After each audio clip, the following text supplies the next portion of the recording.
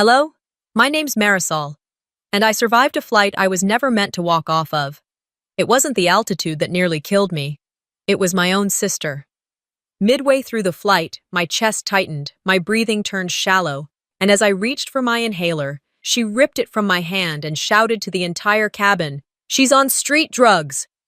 That lie, simple, cruel, wasn't just made to hurt me, it was rehearsed, because for years she'd been rewriting my life in whispers behind closed doors. And now, everyone finally heard it. But why would someone go that far? Just to keep their little sister from being seen. I arrived at the gate a few minutes earlier than I needed to. The boarding area was already filling with quiet chatter and the occasional overhead call for final passengers. Phoenix's morning sun poured through the massive glass windows, warming the stiff airport seats and casting long shadows on the tile floor. I chose a seat near the corner, far from the center crowd. I wasn't in the mood for small talk, not today. I adjusted the strap on my shoulder bag, double-checked my boarding pass for the fourth time, and sipped from a lukewarm bottle of water I didn't remember buying. I kept my breathing steady, calm, predictable. Then I heard the click of heels. Vera always made an entrance. Today was no different. She strutted in like she owned the terminal, head high, scarf perfectly knotted at her collarbone, those sunglasses that only she could wear indoors without raising eyebrows. "Well, well," she said as she stopped in front of me, removing her shades like a Hollywood starlet. "Look at you. First class, huh?" Her lips curved into a smirk, not a smile. I didn't look up right away. I forced my voice to stay level. "Morning, Vera." She leaned in, her voice lower. "New bag. Looks retail. What was it, first paycheck from that little clinic of yours?" That one stung more than I let show. "It was a gift."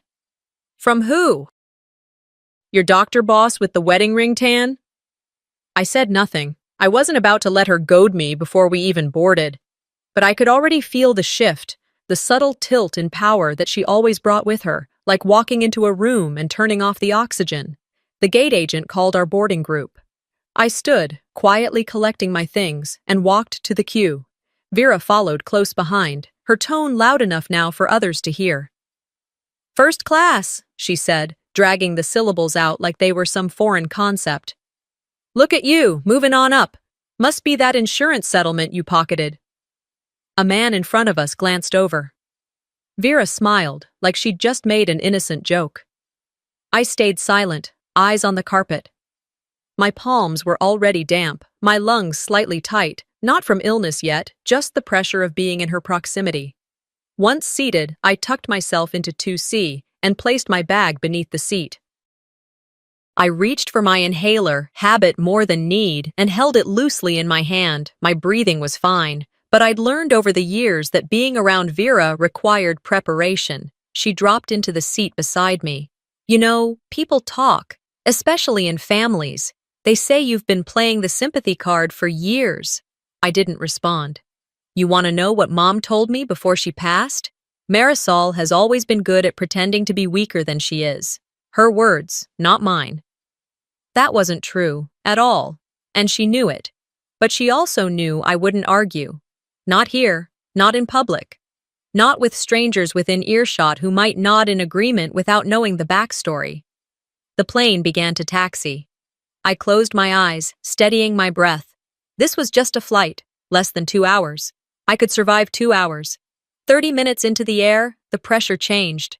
The familiar tightness began curling inside my chest. It wasn't sudden, but it was sharp, like an invisible belt tightening from the inside. I reached into my bag with one hand, trying to keep my movements calm. Vera leaned over. "You're not doing this now," she whispered, her tone icy. "You're not going to make a scene and pull the whole asthma act like last Thanksgiving." I pulled out the inhaler and pressed the cap. She moved faster than I thought she could. One swift motion, and it was gone, yanked from my hand, held high like she'd found something illegal. "Enough of this junk already!" she hissed. I gasped. I tried to reach for it, but she shifted in her seat, blocking me with her arm. A flight attendant passed by. Vera raised her voice just slightly, enough to get attention but not alarm. "She's fine. Just panicking herself. I've got it under control. The attendant looked at her, then me. My hands were shaking now, chest rising too fast, too shallow. I tried to speak, but my throat was closing in. The woman turned to Vera again. Is she with you? Vera nodded. My sister. She gets like this when she doesn't eat. It's behavioral. I wanted to scream, but I couldn't. My lungs wouldn't let me. I pointed to my wrist, the medic alert bracelet I never took off, the one Mom made sure I wore since I was 8. The attendant's eyes barely flicked toward it. I'll grab water, she said before disappearing down the aisle. I tried to grab my phone, but my vision was blurring at the edges. Vera leaned in again, voice low. You brought this on yourself, trying to play the victim. But you're not walking off this flight with everyone thinking you're a hero. Not this time. That's when it happened. She stood up, turned to the flight crew and the nearest rows, raised her voice with theatrical precision. She's on street drugs! The cabin went silent. Heads turned, phones came out. Someone gasped. A passenger across the aisle murmured, Is she ODing? I felt the stares on my skin, hot, suffocating, but nothing hurt more than the satisfaction in Vera's voice.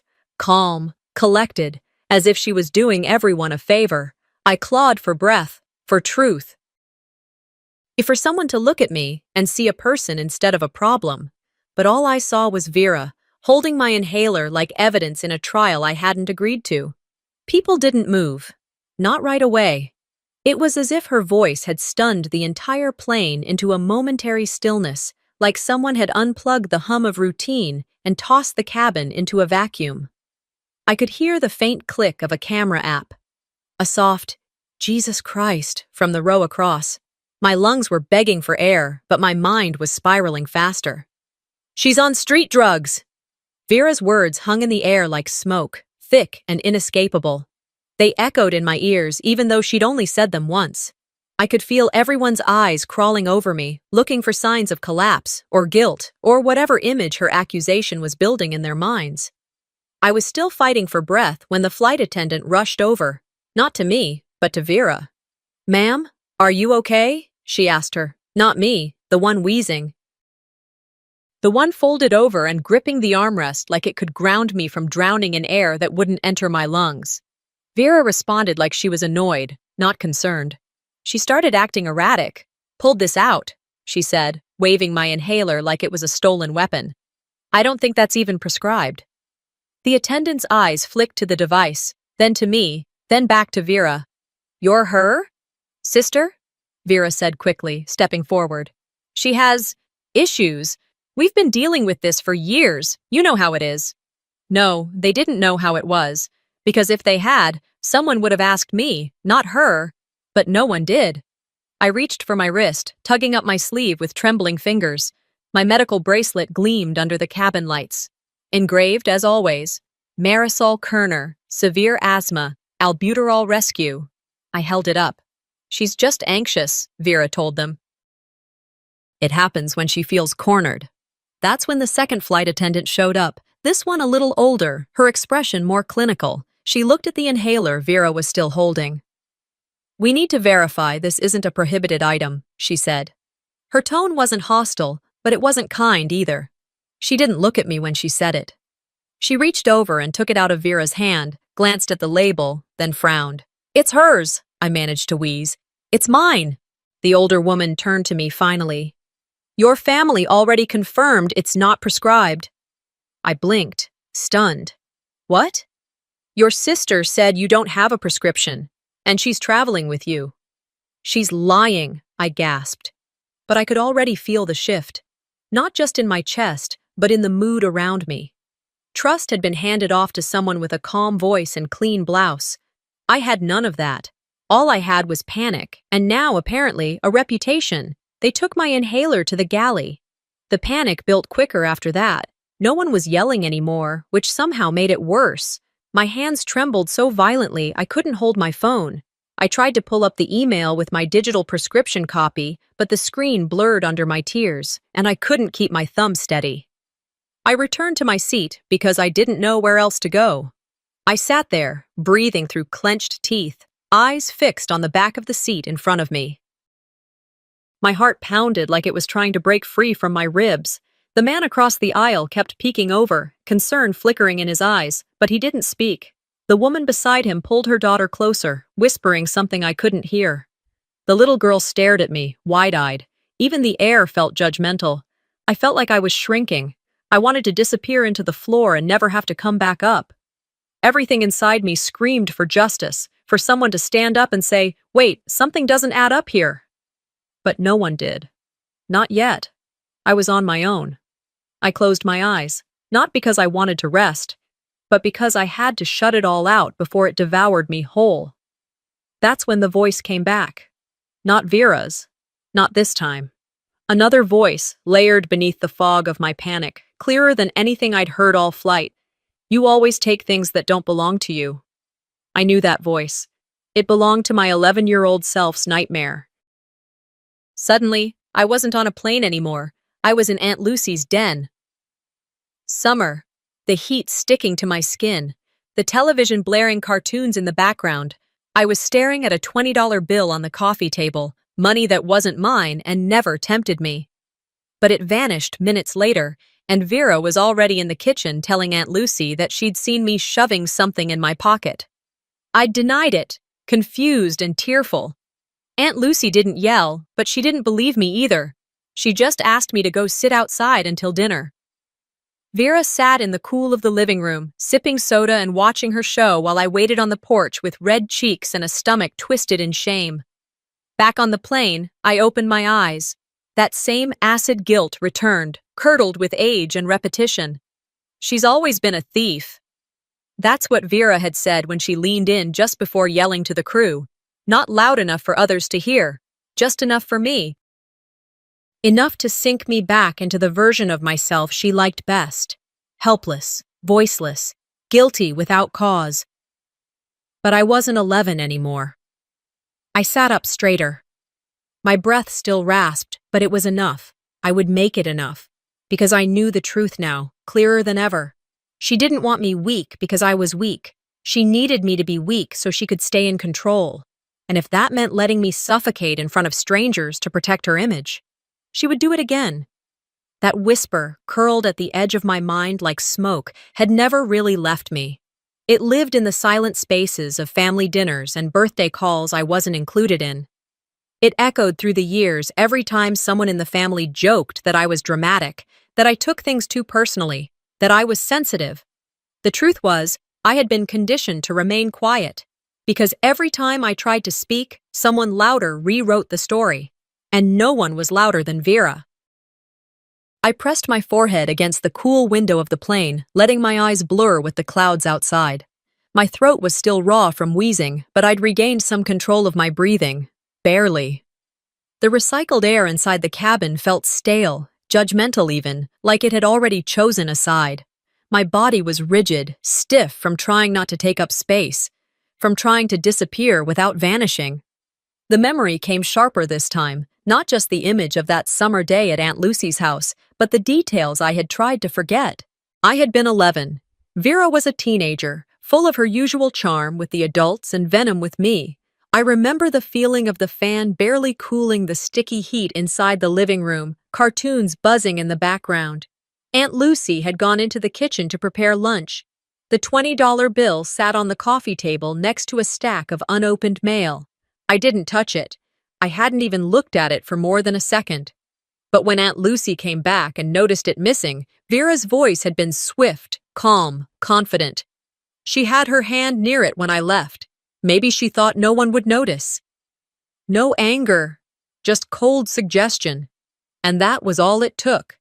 I'd been sent to sit outside on the porch with a glass of water. No punishment, not really. But it was the look in Aunt Lucy's eyes that seared itself into me. That quiet disappointment. The silent withdrawal of trust. It had been years before I realized that wasn't the only time Vera had done something like that. Just the first time I noticed.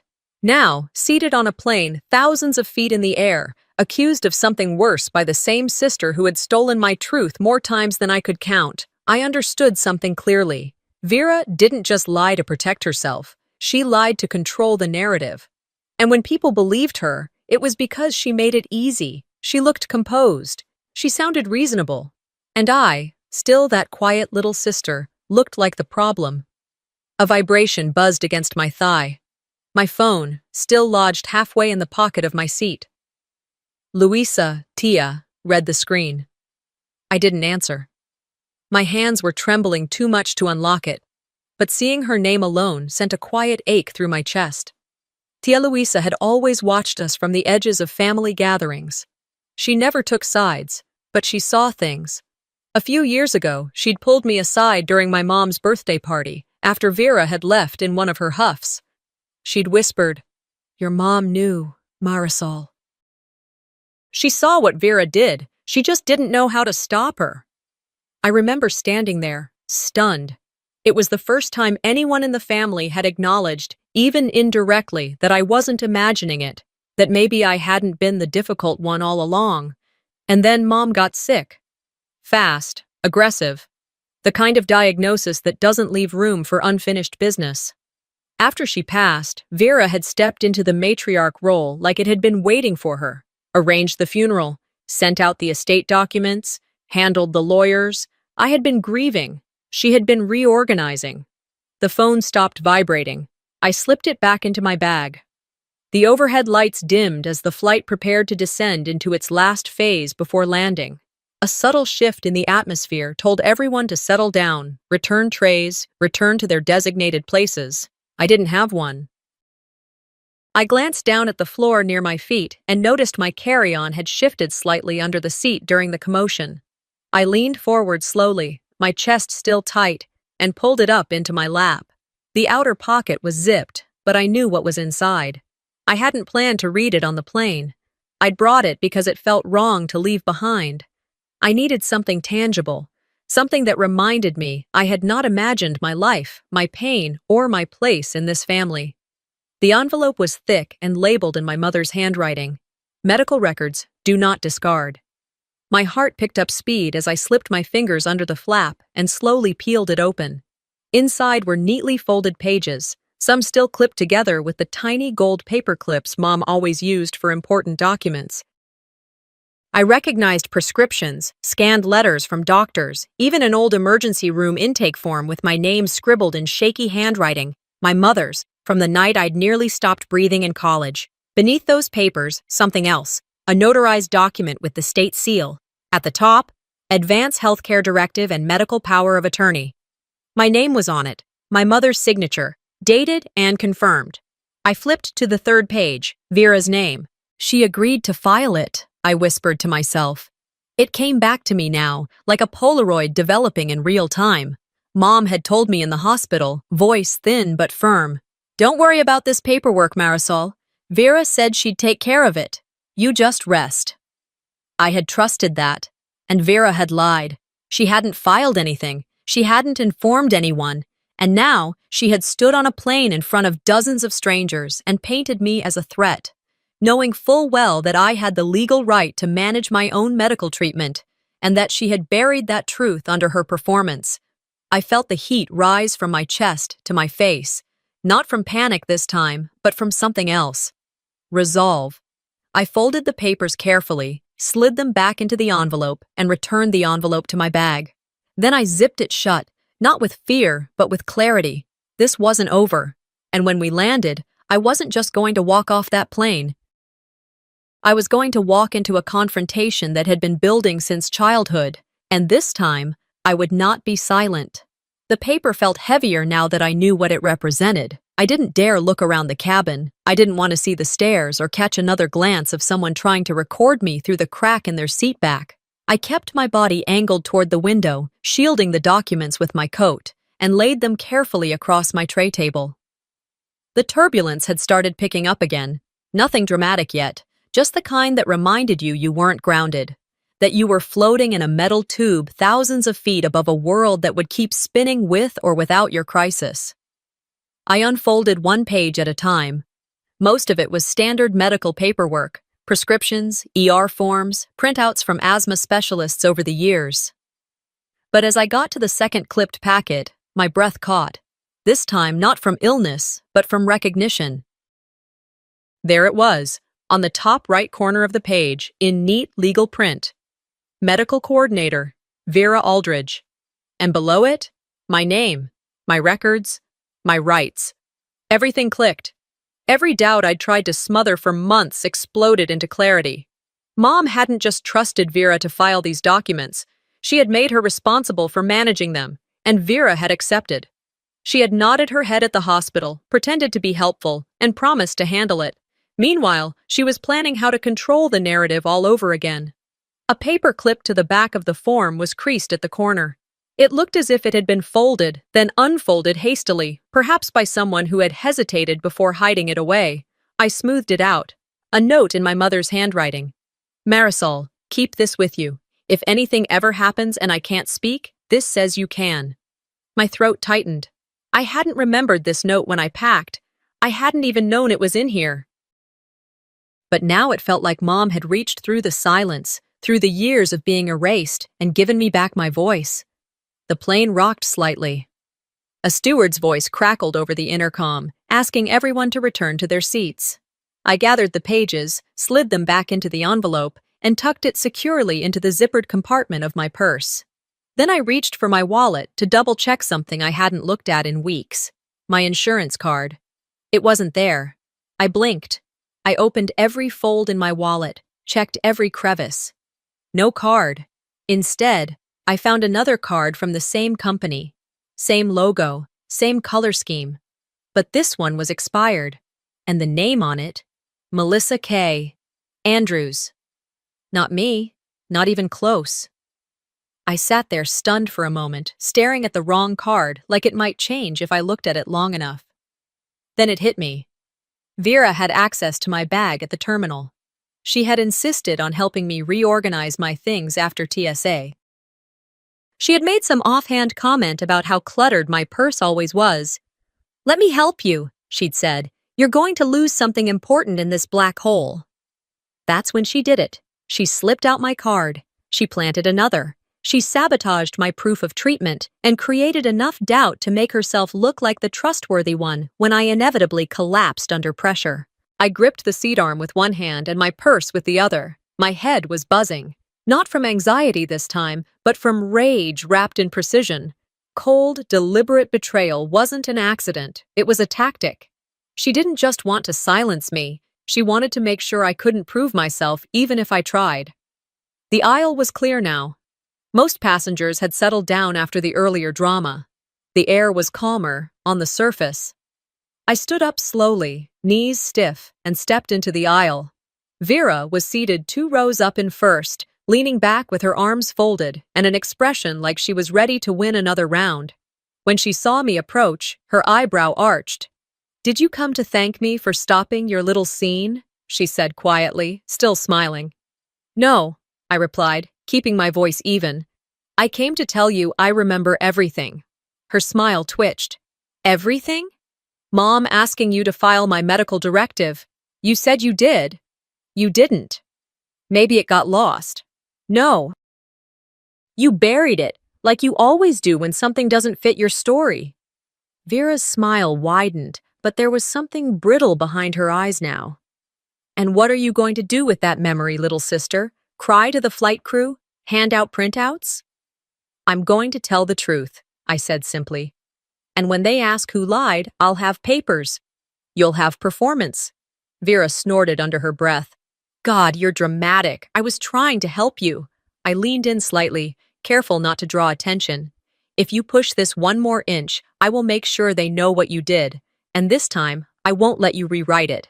Her voice was low, syrupy. What did I do, exactly? Be the responsible one again? I took a step back. "You stole my oxygen, Vera. Literally. But the thing you never understood is, I've always found a way to breathe without your permission." I walked back to my seat without waiting for a response. The plane dipped slightly. A soft chime indicated our descent would begin soon. I could hear the rustle of people buckling up, settling in. I pulled the notarized document from the envelope and held it in my lap. I let my fingertips trace the embossed seal, the printed legal confirmation of what I had been trying to assert since the moment this flight started. I whispered it aloud, not to anyone, just to myself. I am the legal beneficiary. And this time, I didn't need Vera's approval to believe it. I didn't tuck the document away right away. I held it in my hands, my thumb brushing over the embossed seal like it might disappear if I didn't keep touching it. It wasn't just a piece of paper anymore. It was proof of who I was, of who she wasn't. The turbulence shifted again, a subtle drop that reminded the entire cabin we were still airborne, still vulnerable. But inside me, something had settled. Not peace exactly, but certainty. For the first time since we took off, I wasn't fighting to breathe out of panic. I was breathing because I had something real in my hands, something they couldn't twist. Vera was leaned back in her seat 2 rows ahead, legs crossed, one hand loosely holding her phone as she scrolled through something with the smug serenity of someone who thought they had already won. She hadn't noticed me standing behind her yet. Good. I walked quietly toward her row, paused beside her seat, and without asking permission, said low and clear, "This paper proves you're not the one Mom trusted." She didn't flinch right away. Her gaze remained on her screen for a second longer before she looked up at me, amused. "Oh, sweetie, still clinging to scraps?" She said it like I was a child waving around a crayon drawing, not a legal document with her name stamped in black and white, beside responsibilities she had never fulfilled. I didn't answer. I turned and headed toward the back of the cabin, knowing she would follow. She liked an audience too much not to. As I made my way down the aisle, I passed Sarah, the younger flight attendant. She gave me a subtle nod as I passed her cart. Her expression was unreadable, but something flickered in her eyes, something I hadn't seen from anyone on this flight since it began: solidarity. When I reached the galley near the rear exit, I stood with my back to the wall, trying to regulate my breathing. I could hear Vera's voice behind me, floating up in casual conversation with the flight supervisor. She was doing that thing again, performing concern. It's been a tough couple years. After Mom passed, she never really recovered, poor thing. She gets confused sometimes, thinks people are out to get her. I turned back down the aisle and walked steadily toward her. She saw me this time, so did half the passengers. "Is this going to be another scene?" she asked, fake concern in her voice. I stopped beside her seat, raised the notarized document above my shoulder, and spoke loudly enough for the rows around us to hear. "You told them I was unstable," I said. "You told them I was on drugs. But I have a notarized advance directive stating that I have full legal authority over my medical care. You were supposed to file it." "You didn't." The words came out steady, not loud, but sharp enough to cut through the hum of the cabin. Vera stood up slowly. "You're embarrassing yourself." "You embarrassed me," I replied. "You lied, just like you always do. And this time, you put my life at risk." A few passengers leaned forward. Phones were visible in hands now. The moment was no longer private. Vera stepped closer. "You're always going to be the weak one. That's your role. It's who you are. You think waving that paper around is going to undo all the years of you being a mess?" "No," I said, breathing evenly. "But it's going to make them remember who I am, beyond the version you created." A voice behind me whispered, "Damn right." I turned my head just slightly. Sarah had moved closer. She was holding a folded slip of paper in her palm. She stepped up and gently passed it to me, as if she were just handing off a receipt. Her voice was low but unmistakable. "Cabin footage is saved," she said. "If you need help later, I saw everything." I took the paper, squeezing it just slightly, not because I needed it to breathe, but because it reminded me I wasn't entirely alone in this. "I appreciate that," I whispered back. Vera saw the exchange. Her mouth opened, but nothing came out. She wasn't used to being interrupted by allies she hadn't accounted for. I sat down again, heart thumping, not from fear, but from the adrenaline of standing my ground after a lifetime of not doing so. Sarah moved down the aisle as if nothing had happened. Vera lingered near the galley, speaking with the supervisor, still trying to paint herself as the voice of reason in a storm of family drama. But her tone had changed. It lacked conviction now, like she was playing a role she wasn't quite sure how to finish. I stared down at the document again, not for validation, I didn't need to see it anymore, but because I wanted it to be the last thing I looked at before I stood up again. Because I wasn't done. And then, almost too perfectly, my phone buzzed against the side of my seat. It had slipped out earlier, during the worst of the confrontation. Now, its screen was lit. A voicemail. From Mom. My fingers moved before I could even think. I tapped play, expecting a short, automated message, but instead, her voice filled the space between my ears, wrapped around me like memory. Marisol, if anything ever goes wrong, I need you to listen to me. Don't let Vera speak for you. You are the one I trust. You always have been. I love you. And you can do this. The cabin was quiet. Too quiet. The volume hadn't been low. People had heard. I didn't turn around. I didn't need to see Vera's face. It started playing before I even realized my finger had tapped the screen. My phone, still lying near my feet, had somehow survived all the chaos, the shaking, and the arguments. And now, it had betrayed Vera in the most poetic way imaginable. My mother's voice, clear, deliberate, and heartbreakingly firm, floated into the cabin air like it had never left her throat. If anything happens, she said, her voice already thin with illness, I need them to know Marisol is the one I trust. She gets everything. Not Vera. She lied. No one said a word. The low drone of the engines continued, and a baby a few rows back let out a whimper, but everything else had frozen. You could feel the silence settle, not out of confusion, but out of recognition, the kind of stillness that falls when a lie collapses in real time. I looked up. All around me, faces were turning. Some were wide-eyed, some confused. Others, mostly older passengers, looked like they knew exactly what had just happened. The kind of truth that had been long buried had just been resurrected at 35,000 feet. Vera didn't say anything right away. Her expression changed, but not the way I expected. It wasn't rage, not even denial. It was fear, because she realized, finally, that this wasn't just about me and her anymore. This was public. This was real. And someone else, Mom, had spoken louder than both of us, from beyond the grave. A few rows ahead, a middle-aged woman pulled out her phone. I saw her thumb tap the screen. Recording.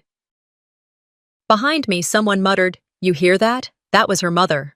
I bent down, picked up my phone gently, and held it to my chest. My hands were trembling again, but not out of panic this time. It was adrenaline. Something powerful and ancient and full of fire had been ignited. And I wasn't alone. That realization hit me just as a hand reached across the aisle. It was a man in his 60s, clean cut, dressed in a navy blazer. "You need anything?" he asked quietly. "Water? A medic?" I shook my head, eyes still locked on Vera. "Let me help you," he said, this time to the flight attendant who was walking toward me with cautious steps. "I'm okay," I replied. "But I need someone to help me grab something from my carry-on." The attendant nodded. "Of course. What do you need?" "There's a letter. It's from my mother." "It's in the side pocket, under the lining." The man in the blazer stood, reached into the overhead bin, pulled down my carry-on bag, and placed it gently on the seat beside me. He opened the front compartment carefully, lifting the lining as I instructed. And there it was, the letter, folded, neat, with a small piece of medical tape sealing it shut. He handed it to me, but I didn't open it. I looked at the people around me, at the phones still out, at the quiet, reverent hush that had settled in the cabin, and then I held the letter up. "Would you read it?" I asked the man. "I can't, not right now." He hesitated for a moment, then nodded. He broke the tape gently and unfolded the paper. There was a moment where he read silently, scanning the words, then, with a slow, measured breath, he began. "To whoever is reading this," he said, "my name is Gloria Kerner. If I'm gone and you're seeing this, it means something went wrong. My daughter, Marisol, is the one who has always stood by me. Vera has done things to manipulate, to mislead. I don't know what she'll say once I'm not around, but I need you to know, Marisol is the truth. She is my voice." He paused. "I know Vera will try to erase her, but I left proof." By the time he finished, there wasn't a dry eye in the row around me. The woman who had been filming lowered her phone. The elderly man behind me whispered, "That's love. That's a mother's love." Vera finally spoke. That's forged, she snapped, her voice cracking. No one turned to agree with her. I'm serious, she said again, louder this time. You all think she's innocent, but you don't know what she's done over the years. She always needs someone to save her. I stood up slowly. The plane dipped slightly, more turbulence, but I kept my feet steady. I don't need saving, I said. I needed air. I needed peace. You needed to win. You always wanted attention, she spat. Even when we were kids, you faked asthma attacks. You made Mom feel guilty. No, I interrupted. You made her feel guilty because she knew what you were, and she couldn't stop you. But I can. A few passengers began clapping softly. It wasn't loud, it wasn't raucous, but it was enough. The flight supervisor appeared at the front of the cabin, phone in hand, a headset in place. We've contacted legal, she announced. There will be airport security and airline representation waiting at the gate. We've pulled audio and video from the cabin. A younger man toward the front, likely mid-30s, turned his phone toward us. You've gone viral, he said. Over 100,000 people are watching this right now. Vera's face blanched. My mother had spoken. Her words had cut through all the years, the silencing, the character assassinations. And now, the truth wasn't just known, it was documented. And finally, believed. The moment the flight crew announced legal would be waiting at the gate, I felt something shift, not in the plane, but in the air between Vera and me. She went quiet, not because she had run out of words, but because she had finally realized she wasn't the one setting the tone anymore. For once, People were no longer whispering behind their hands. They were openly reacting, many of them glued to their phones, watching the live stream in real time. Every now and then, I caught pieces of what was being said on screen. She deserves justice. She's been trying to breathe, literally and figuratively. Someone please help her when they land. I'd always feared public attention. Growing up in Vera's shadow taught me to survive in the margins, to tiptoe around her moods, her accusations, her dominance.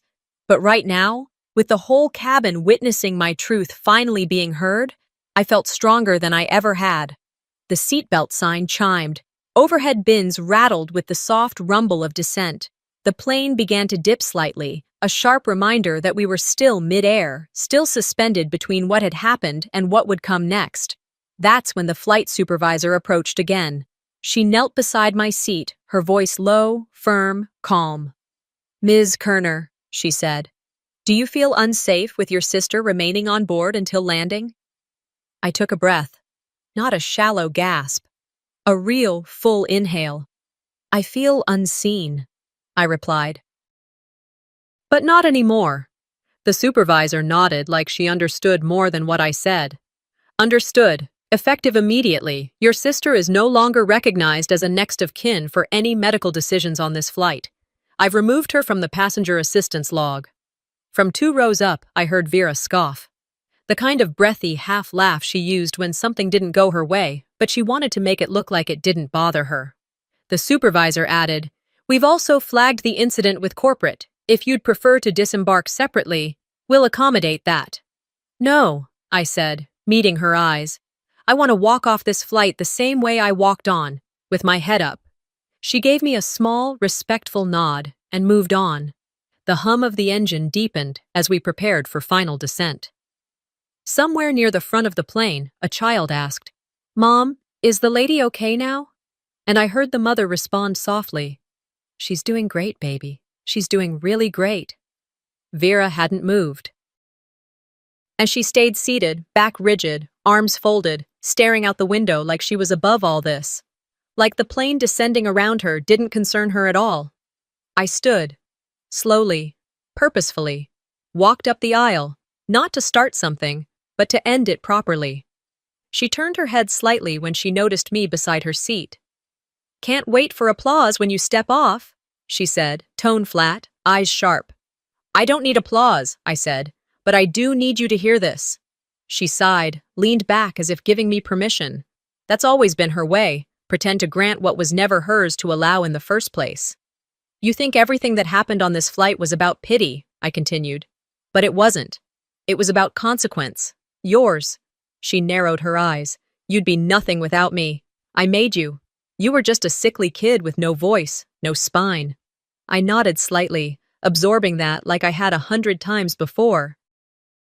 Then I met her gaze with a calm she didn't expect. You erased me so many times, I said. I learned how to write myself back in. Her lips parted, as if to respond, but nothing came out. I returned to my seat, just as the pilot's voice came overhead. Cabin crew, prepare for landing. The seatbelt sign lit up again. The familiar chime rang through the cabin. All around us, people began tidying up, putting away their trays, fastening belts, folding jackets. There was a different energy now. Not just the usual pre-landing stir. This was something else. Collective tension, anticipation, justice, inching closer. A voice from behind me spoke aloud, as if addressing the entire cabin. This woman doesn't just deserve a landing, the man said. She deserves recognition. There were murmurs of agreement. Someone clapped once, then again. Then a few more joined in.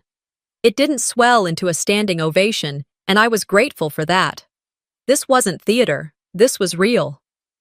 I turned toward the window. Oakland's landscape was beginning to appear beneath the clouds. The grid of streets, the quiet glow of morning traffic, buildings still waking up to the day. A tear rolled down my cheek, not out of sadness or fear, but something I couldn't quite name. Maybe relief. Maybe the beginning of release. Beside me, Sarah, the young flight attendant, came by to check our seatbelts.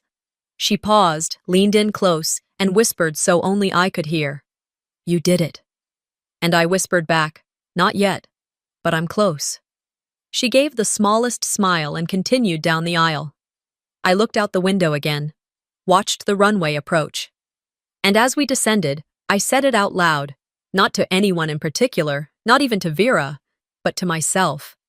I'm not suing for revenge. I'm suing because silence almost killed me. I stayed seated as the plane slowly rolled toward the gate, watching the ground crew through the small oval window. Everything moved in a calm, mechanical rhythm outside, like nothing extraordinary had happened in the last 2 hours. But inside, something irreversible had broken loose. I could feel it in the way people were looking at me now, not with pity, not with doubt, but something closer to respect, or maybe just recognition. As if, after everything, they finally saw me as someone real, someone who had fought to exist in full view. The moment the seatbelt sign blinked off, I didn't stand. I didn't need to be the first one off the plane. I wanted to be the last one to leave this story behind. But I wasn't going to leave quietly. The flight supervisor returned with a tablet in hand, tapping gently on my shoulder. Miss Kerner, we're ready to document your statement if you'd like to proceed. I nodded and took the stylus from her. My fingers didn't shake this time. I scrolled through the formal complaint. Endangerment, defamation, obstruction of medical access. Each word felt like an exhale. Every checkbox was a small reclamation of everything Vera had tried to deny me. Breath, credibility, dignity.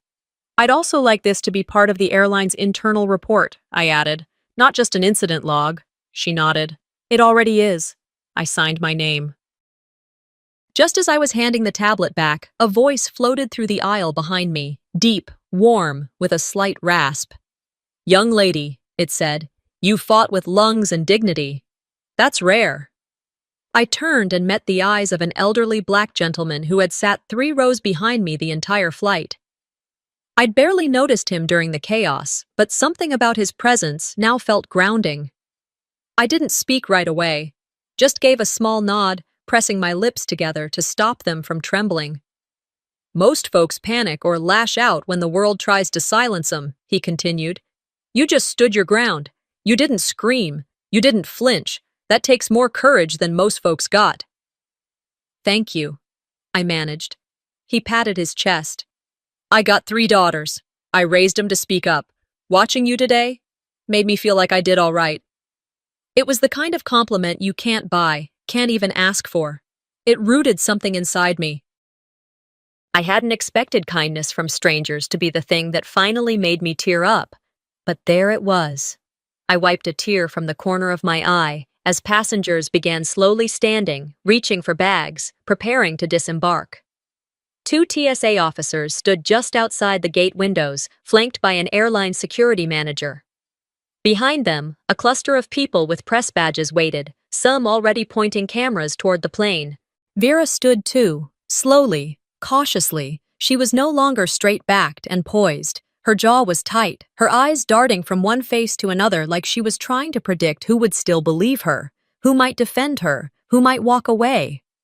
I followed her with my eyes as she moved toward the front of the plane, glancing at her phone like it might offer some escape plan. She didn't speak to me. She didn't dare. The flight attendant opened the cabin door with a practiced pull, and the walkway tunnel sealed us back into the world of consequences. As Vera stepped onto the jet bridge, the cameras clicked. A reporter thrust a microphone toward her. "Ms. Aldridge, do you have anything to say about what happened on Flight 447? She paused, glanced over her shoulder, then spoke.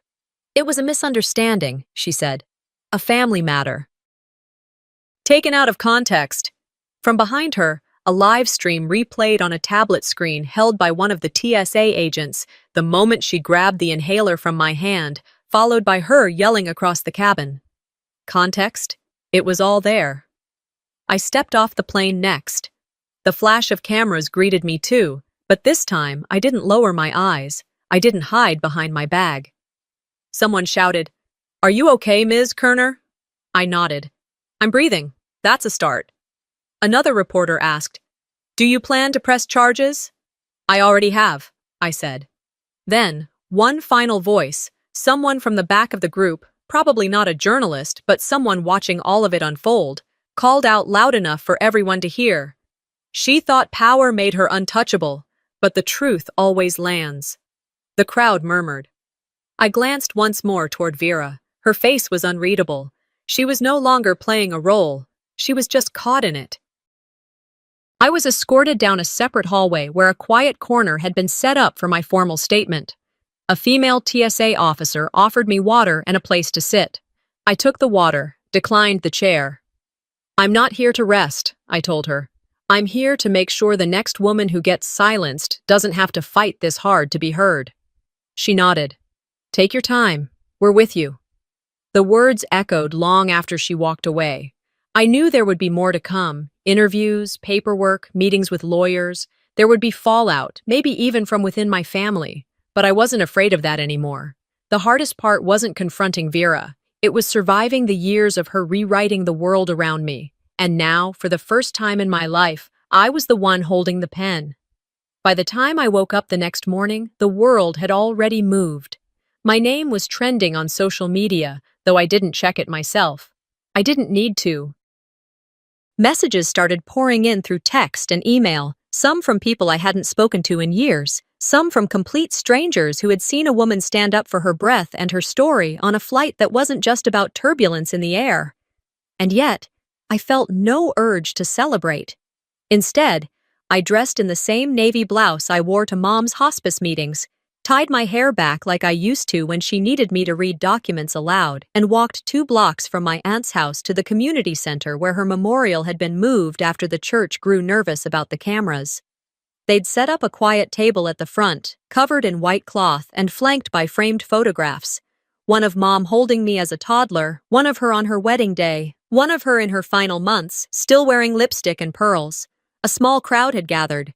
Some neighbors, a few cousins. My Aunt Louisa sat in the front row, hands folded, nodding toward me with that look only a woman who's lost both a sister and illusions can give. The room quieted as I stepped forward. I held the letter, the one we'd recovered from the lining of my carry-on, still smelling faintly of lavender and folded like Mom had touched it just yesterday. "If you're reading this," I began, voice trembling only once, "it means you survived what they tried to erase you for." A hush rippled through the room. I read each word slowly, deliberately.